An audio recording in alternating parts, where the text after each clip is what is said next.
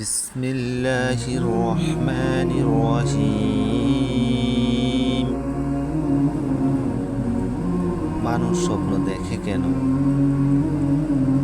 ভবিষ্যৎ জীবনে মানুষের ভালো মন্দ কি হবে, এর আভাস ইঙ্গিত স্বপ্নের মধ্য দিয়ে আল্লাহ তাআলা তার বান্দাগণকে দেখিয়ে থাকেন।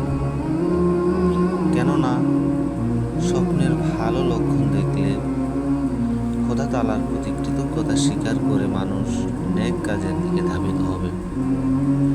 অন্যদিকে অশুভ লক্ষণ দেখলে মানুষ নিজের ত্রুটি বিচ্ছুতির জন্য ক্ষমা প্রার্থনা করে আল্লাহর নিকট রহমত কামনা করবে।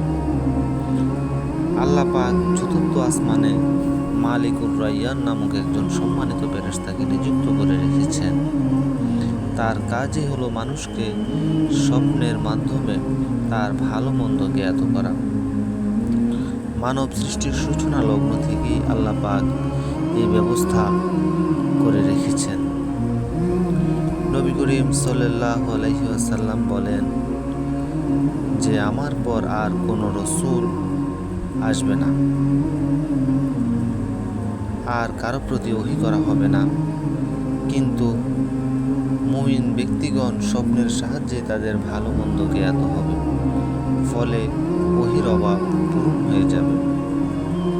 যেহেতু মানুষের স্বপ্ন নবুয়তের একটি অংশ, রাসূল সাল্লাল্লাহু আলাইহি সাল্লামের একটি হাদিস দ্বারা স্বপ্নের গুরুত্ব সহজেই উপলব্ধি করা যায়।